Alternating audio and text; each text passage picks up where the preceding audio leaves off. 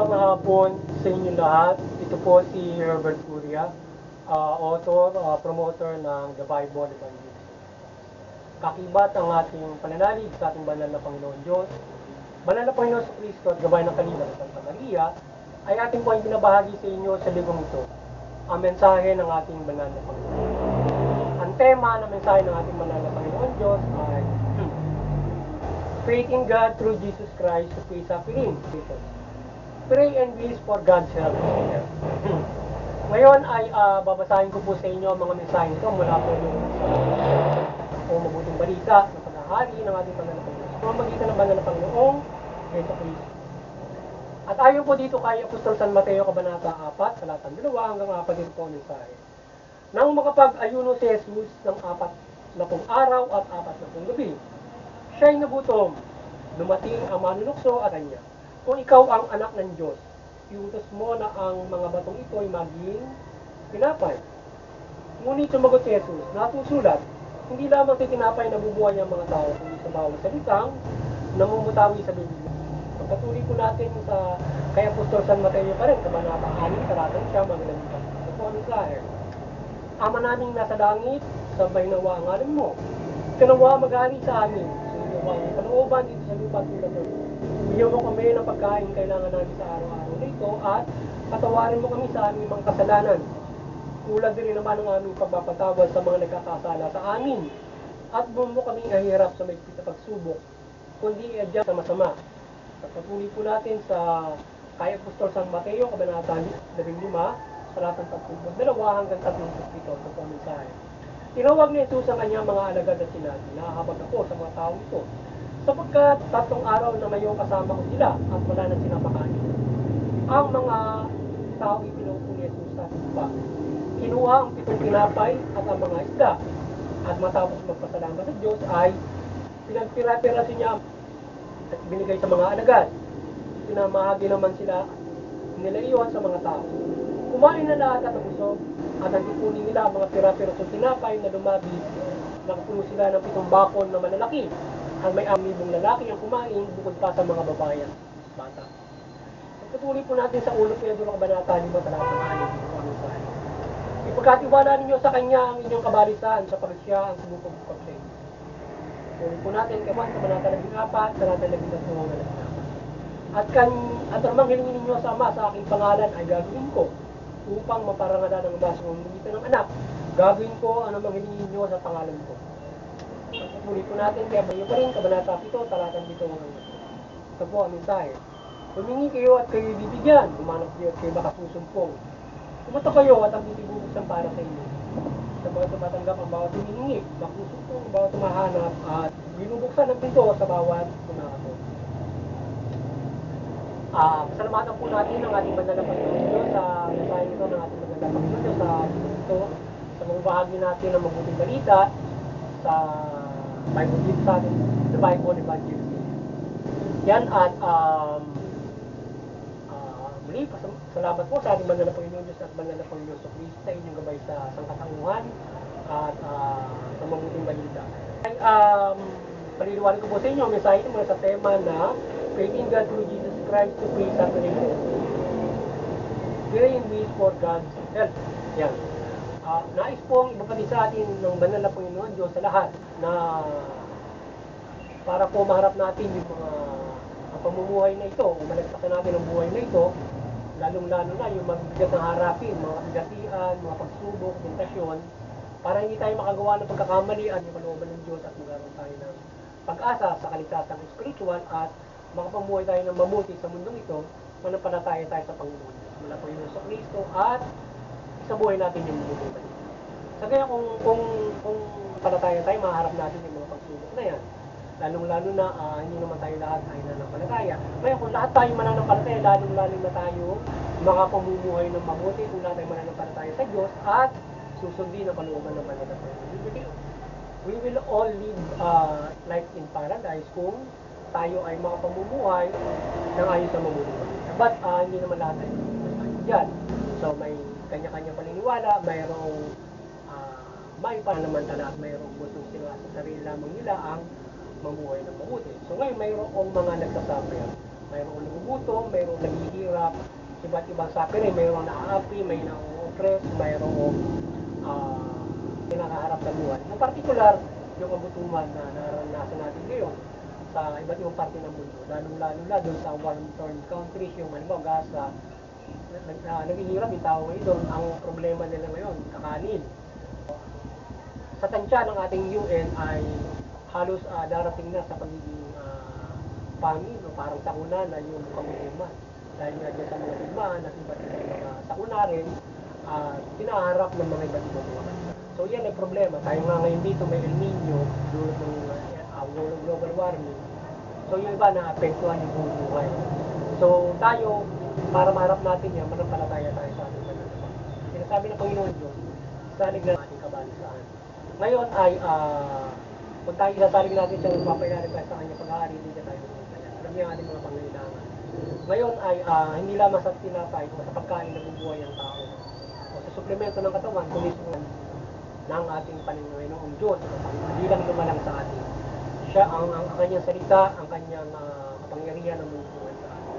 So kung tayo ay mananampalataya, sasabuhin natin ang balita, tayo ay bibigyan ng buhay. At yung mga pangangailangan natin na yan, ay isalig natin sa Panginoon Diyos. Tayo ay manampalataya, tayo ay manalangin. Kagaya ng itinuro ng banal na Panginoon sa Kristo, tayo ay idalangin natin ang Ama namin palagi sa upang tayo ay ipagkaloob ang ating mga pangangailangan sa pang-araw-araw mula kakanin. Lahat ng pangangailangan natin at iadya tayo sa lahat ng pagkakasala. Iadya tayo sa lahat ng pagsubok o kasamaan. So tayo ay iadya sa anumang uri na makabibigay sa atin ng buhay. So sa gayon, tayo ay mananagana sa ating pagpapagdaya sa Panginoon Diyos. Kailangan lang naman natin ay lumampalataya at isubuhay natin ang pagpapagdaya. Ngayon, kung ilang yan, sinasabi ng Panginoon sa Kristo, paulit-ulit, humiling tayo sa Kanya at humiling tayo sa Panginoon Diyos at gagawin niya. Kagaya ng dasal ng Ama namin, ito yung paulit-ulit natin idasal sa Panginoon Diyos at ito yung pagkakaloob niya ng Panginoon sa Kristo sa atin, ang ating akanin at iadya tayo sa namang uri ng mga kapahamakan. So gagawin ng Panginoon sa Kristo sa atin ang mga dalangin natin na yan sa ating mga dalangin. Yung Ama namin na yan. Ilalim sa ating mga Panginoon Diyos at Panginoon. Hindi tayo mababayaan sa tayo makararanas ng partikular na kagutuman o anumang uri ng operasyon at kapighatian sa Panginoon. Kinakailangan tayo ay kami na pananampalataya at tayo ay salig natin sa Kanya ang ating lahat.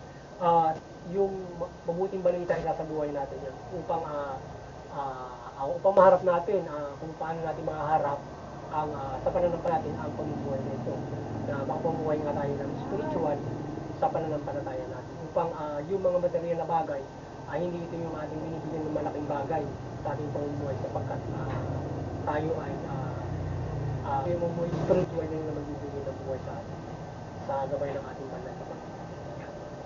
At tayo ay hindi ang Panginoon Diyos ay hindi mawawala ng mga bagay na isusubo para tayo ay tulungan sa ating nararanasan sa buhay. Kung tayo naghihirap, nagugutom, so ang Diyos ay may pinagpala magsusugo para ikaw ay bigyan ng pagkain o inangat. Sinasabing humingi, humanap, kumatubos. So tayo humingi ng tulong, hindi mag-isa mo humingi ng tulong.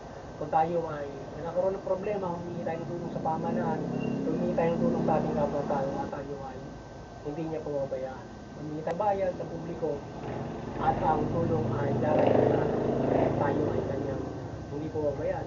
At kahit hindi man tayo humingi, tayo ay kanyang hanapin para bigyan ng tulong.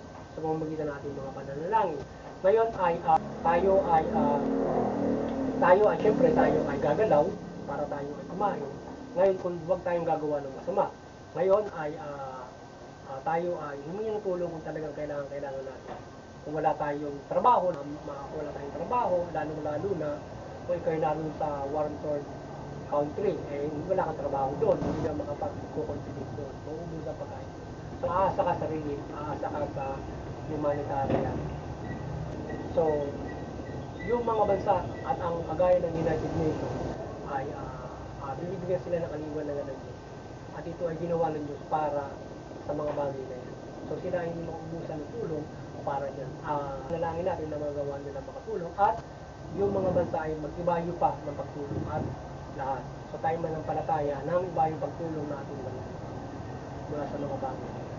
At mula sa pangkaraniwan hanggang sa magbibigat na ganyan, nangyayari sa bawat isa. Yung mga kagutuman at mga nangyayari ganyan mga paghihirap. So tayo ay hindi pababayaan ng ating kaya hindi mawawalan ng mga pinagpala para makatulong. Lalo na yung mga kapamalaan na ito ay, kung ito ay panalangin natin na ito ay lalong pag-iwanagan ng Diyos, upang ito ay makagabay ng gusto, makatulong sa kanyang mga bayan. Sa gayon ay walang magdara ng mga tao. Tayo ay makapumuhay sa mabuti pa. Even though, kahit tayo mamuhay man ayon sa karapatan natin, o tayo ay standard pa ang pamumuhay, ay maaari rin tayo dumanas ng ganyang klase ng kagutuman kung mayroong digmaan o mayroong ganyang mga sakuna na maaari dumating sa pamumuhay natin. Kung halimbawa, yung isang bayan, isang probinsya sa atin, nagkaroon ng sakuna, so relief at tulong ng iba nating kababayan ang darating. At kung tayo man ang buhay nagkaroon ng problema, kagaya ng ibang bansa, tutulungan tayo ng ibang bansa. Hindi mawawalan ng tulong mula sa Panginoon Diyos na ipagkakaloob sa atin. Tayo lamang ay lumapit, patuloy naman ang palataya. At huwag tayong makalimot na humingi ng tulong kung tayo ay ng problema, kung tayo humingi humana. Unang-una mananampalataya sa Diyos. Pangalawa, lumapit tayo sa pamahalaan, lumapit tayo sa atin. Kung tayo gumawa ng masama, kung tayo ay nagugutom, huwag kang magnanakaw, huwag kang manguhulda, o iba't ibang mga bagay. Kung gusto mong mabuhay ng maayos, huwag kang gagawa ng mga iligan para lamang makapabuhay. So make it na ikaw ay mamuhay ng ayon sa kalooban ng ating banal na Panginoon upang ikaw ay pagpalain. Sapagkat kung ikaw ay mamumuhay ng matuwid, bibigyan ka ng napakaraming trabaho ng banal na Panginoon Diyos. Bibigyan ka ng kung ikaw ay magnenegosyo ka ng napakaraming mga customer na bibili sa iyo, iba't ibang mga bagay para ikaw ay lumago ang pamumuhay mo. Ganyan lamang tayo namumuhay at ganyan tayo nagpapalitan ng ating pamumuhay. Diba? So, kung tayo ay mabuhasay ang serbisyo, marami ang bibigyan ng sila sa inyo naman na tayo. Pero kung dadaanin mo sa inyo mabuti, yan ang problema. So, kaya maaaring ikaw ay maagang mag-suffer sa kulong or mapahama ka or else mabigyan ka ng ibang bagay. So, kaya huwag tayong gumawa ng masama. So tayo ay umasa, manampalataya sa Diyos, tayo ay salig natin sa Kanya lahat ng ating kapalaran. Hindi magkakamali sa ating pananaw na tayo magtulungan at gabayan ng Diyos sa mga araw-araw natin. Yun, muli sana nagabayan na namin kayo ng The Bible Evangelization o ng mabuting balita sa ating pamumuhay Bible Evangelization at kayo magkaroon ng malaking pagkakas sa inyong spiritual na pamumuhay at practical na pamumuhay. Yan. At tayo ay umaasa ng kaliwanagan at tayo gabayan ng kaliwanagan sa Maria, maliwanagan kayo sa pamabahagi ng mabuting balita at kayo ay tanimaan ito. So hindi sa lahat ay ang pagkinig at pagtalima ng mabuting balita upang tayo magkaroon ng kaligtasan. Ito wala tamatayan natin yung ng ating Diyos na walang hanggang buhay at pagpapala niya at tinakda niyang panahon at siyempre makapamuhay tayo ng maayos. Higit na tayo ay magsigahan ang ating banal na Panginoon. Spiritual na bumuhay upang tayo magpalain. So hindi tayo mawalan ng pag-asa sa mundo. So yun at muli dun sa interfaith unity, tayo patuloy magkaisa, unawain ng bawat mga reliyon, maiwasan ang karahasan, digmaan at mga hindi mabuting ugnayan ng bawat isa, bawat mga reliyon. Bagkos ay magkakaroon ng pagkakaisa, kapayapaan at pagtutulungan. Yun, at doon sa tayo patuloy doon sa Vatican Church at CBCP, maliwanagan kayo ng Banal na Santa Maria, patuloy ng pagmuklurin at sa katauhan sa pananampalataya sa Panginoon Diyos mula Panginoon. At doon sa ating patuloy tayong gabayan ng ating banal na Panginoong ng Banal Santa Maria sa ating pamabahagi ng mabuting balita at patuloy natin mapagbuklod sa patungo sa pananampalataya sa ating mga Espiritu at sa mga kapamalaan. kayo ay maliwanagan, Ibanag ng Santa Maria ng mabuting balita, magabayan kayo ng mabuting balita. Patuloy niyong pagpupuri ay mamahala ng mabuting mamahala. At sa mga pisat, tugunin niyo yung pangarapat ng tao at pangkamuhay ng mabuti ang doon sa amin lokal na pamahalaan sa Infanta Quezon. Yan, kayo ay maliwanagan ni Bandar Santa Maria at kayo ay liwanagan kayo ng Bandar Santa Maria ang ating lokal na pamahalaan at kayo at maging ang ating enforcement at kayo ay mamahala ng mabuti, matuwid, magabayan kayo ng mabuting balita at maliwanagan ng Bandar. Yan, at ating pinasasalamatan yung ating mayor doon sa ating bayan ng Infanta Quezon, Mayor Felix America, sa inyong umahala sa inyong pagsuporta doon sa ating sa ating Human Rights Promotion na kayo ay sumuporta upang makairal ang karapatan ng tao sa ating Human Rights Promotion ay patuloy magabayan ni Bandar Santa Maria at mabuting mahala. Matutulong sa enforcement ay kayo ay magabayan doon sa karapatan ng tao at mula doon may doon sa aming lokal na parokya sa Infanta Quezon, kayo ay sa lokal na pamahalaan sa parokya ng Infanta Quezon, kayo ay Bandar Santa Maria at kayo ay